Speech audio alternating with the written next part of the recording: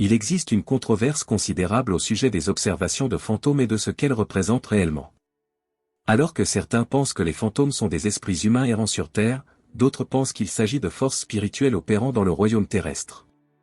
Quoi qu'il en soit, la Bible doit être notre guide dans tous les domaines, et à partir des Écritures, nous établirons ce que sont réellement les démons et comment ils opèrent. La réalité des observations de fantômes est pratiquement universellement reconnue. Si vous n'avez pas vu de fantômes, vous avez probablement entendu des histoires de personnes qui prétendent les avoir vus, lu des livres ou regardé des émissions de télévision sur le sujet. L'intérêt pour les fantômes devient de plus en plus populaire, comme en témoignent leurs représentations fréquentes dans les films et les émissions de télévision. Il est donc crucial que nous comprenions ce sujet d'un point de vue biblique, car les définitions et explications courantes ne correspondent pas toujours aux Écritures. Dans le folklore, un fantôme est décrit comme l'âme ou l'esprit de personnes ou d'animaux décédés qui apparaissent dans des lieux où des tragédies importantes se sont produites. Cependant, nous ne pouvons pas accepter cela comme étant vrai tant qu'il n'est pas validé bibliquement. Une définition précise peut être trouvée dans Hébreux chapitre 9, verset 27, qui déclare qu'il est réservé aux hommes de mourir une seule fois, et après cela le jugement.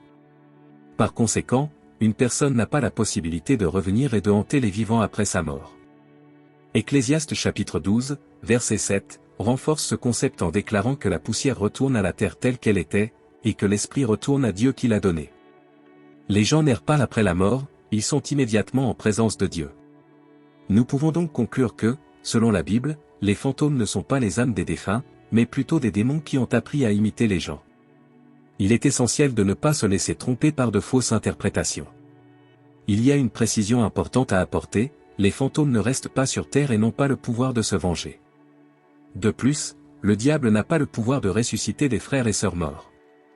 Bien que Satan soit un être puissant, ses pouvoirs ont des limites, l'une d'entre elles étant son incapacité à ramener les morts à la vie. Je crois que les observations de fantômes sont en réalité des observations de nature démoniaque. Quand je rencontre des personnes bien intentionnées qui prétendent avoir vu leurs proches comme des fantômes ou avoir vécu des expériences fantômes, je les crois. Cependant, je sais que ce qu'ils ont vu n'est pas ce qu'ils pensent, il s'agit en fait d'une manifestation démoniaque. Nous devons nous rappeler que le diable est un maître en matière de tromperie, sa nature est l'essence même de la tromperie, comme nous le prévient 2 Corinthiens chapitre 11, verset 14, et ce n'est pas étonnant, car Satan lui-même est transfiguré en ange de lumière. Un exemple frappant est le récit d'un jeune couple qui a partagé son expérience avec des fantômes. L'épouse avait récemment perdu sa mère et cette perte était particulièrement difficile pour elle. Pendant des mois, sa mère décédée a continué à apparaître dans ses rêves, lui apportant un sentiment de paix. Cependant, chaque fois que cela se produisait, le mari souffrait d'une terrible paralysie du sommeil. Il était conscient de son environnement, mais incapable de bouger ou de se réveiller, car il aperçut une silhouette fantomatique dans la pièce. Ces épisodes devenaient de plus en plus menaçants pour le mari, au point qu'il craignait de s'endormir, ne sachant pas quand surviendrait le prochain épisode. Désespéré, il a demandé l'aide spirituelle des pasteurs. Il a donné sa vie au Seigneur et a commencé à apprendre le combat spirituel. La prochaine fois que sa femme a eu une de ces visites et qu'il a souffert de paralysie du sommeil, il a pu murmurer le nom de Jésus. À ce moment-là, l'épouse s'est réveillée de son rêve pour réaliser que la visite n'était pas un rêve, mais une expérience réelle, et que la silhouette qu'elle pensait être sa mère s'est transformée en une silhouette sombre et a disparu. Ceci n'est qu'un des nombreux rapports selon lesquels des personnes ont été témoins d'apparitions de fantômes qui disparaissent dès qu'elles mentionnent le nom de Jésus. Cela conforte l'idée selon laquelle ces manifestations sont en fait des esprits démoniaques. La Bible nous met en garde à plusieurs reprises contre les esprits mauvais, impurs, séduisants et même contre les esprits familiers. À une occasion particulière, j'ai eu une dispute avec une femme qui prétendait avoir rencontré un « bon » fantôme qui lui parlait de la réincarnation et de ses vies passées.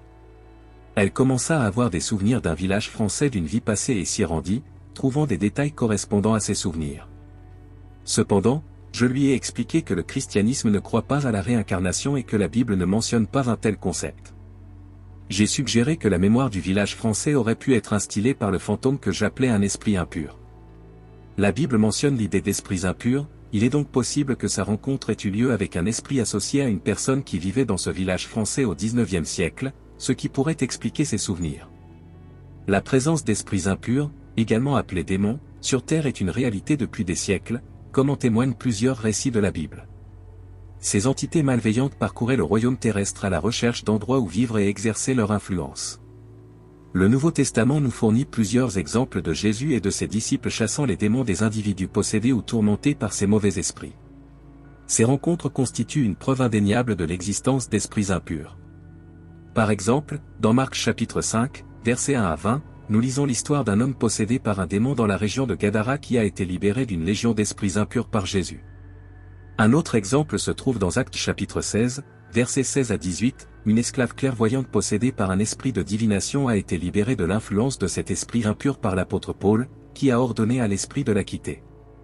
Ces récits du Nouveau Testament soulignent que des esprits impurs habitent la terre depuis des siècles et influencent la vie des gens. La Bible donne également un aperçu des motivations et des tactiques de ces esprits impurs. Ils sont décrits comme des entités trompeuses et manipulatrices qui cherchent à éloigner les gens de la vérité. Comme mentionné dans 2 Corinthiens chapitre 11, verset 14, Satan lui-même est capable de se déguiser en ange de lumière, soulignant ainsi la nature trompeuse de ces esprits. Leur objectif est de tromper, de semer la discorde et de perturber la vie des gens.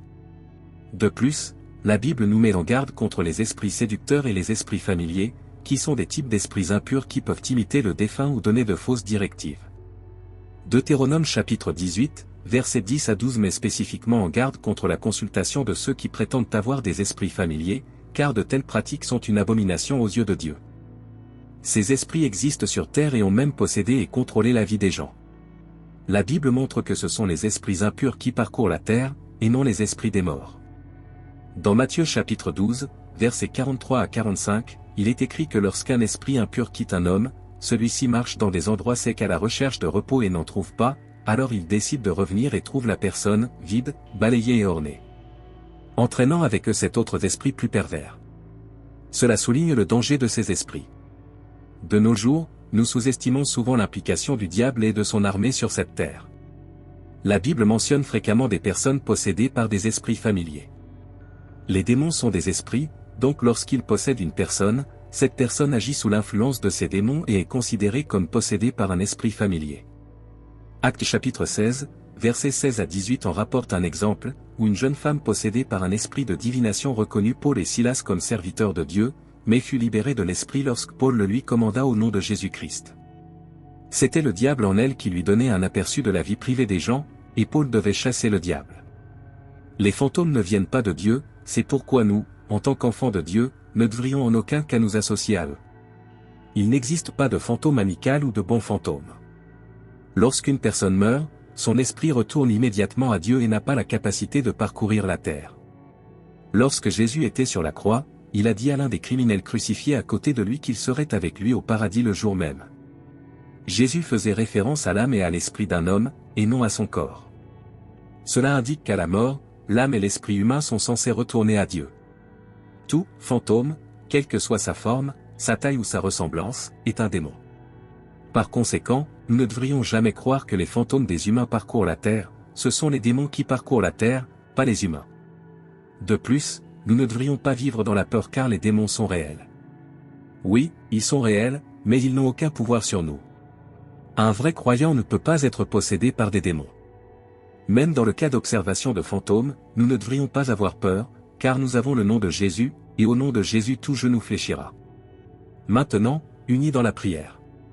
Mon Dieu, en votre présence, nous recherchons le discernement et la protection contre les tromperies de l'ennemi.